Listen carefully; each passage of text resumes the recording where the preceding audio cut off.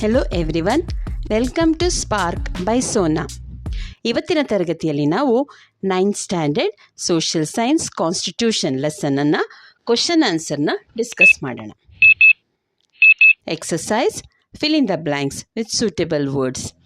The law which governs the state is Constitution. Second question. The first meeting of Constituent Assembly was held on 9th December 1946. Third question. The chairman of the drafting committee of the Constitution was Dr. B.R. Ambedkar. Fourth one. Our Constitution provides for a parliamentary system of government. Fifth one. Our Constitution provides for single citizenship to its citizens. Sixth one. The right for constitutional remedies has been incorporated in Article 32. Seventh one. The directive principles of state policy are borrowed from Irish Constitution. Second main, answer the following questions. Eighth question. Who was the president of the Constituent Assembly? Answer. Dr. Rajendra Prasad was the president of Constituent Assembly. Ninth one. When did the Constitution came into force? Answer. On 26 January 1950, the Constitution came into force. 10th question. What does the preamble of the Constitution contain?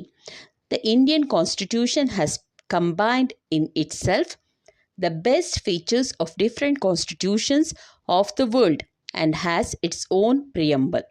The preamble contains the fundamental policies and ideals of the Constitution. It is the sum of the structure, values, principles and goals of the Constitution. It is based on the aspirations and ideals of the people of India. 11th one.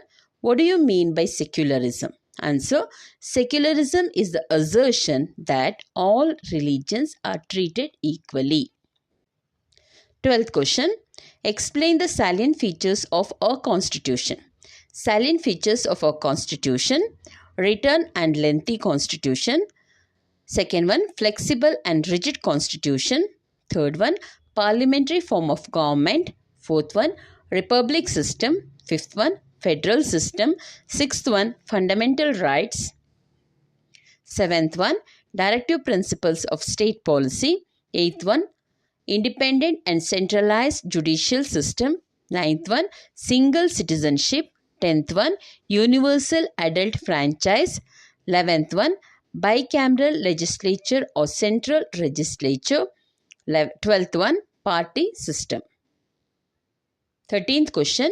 Which are the fundamental rights incorporated in our Constitution? Answer. First one, right to equality. Second one, right to freedom. Third one, right against exploitation. Fourth one, right to freedom of religion. Fifth one, cultural and educational rights. Sixth one, right to constitutional remedies. Now, 14th question. Make a list of fundamental duties. 1. To defend the motherland when called up on to do so.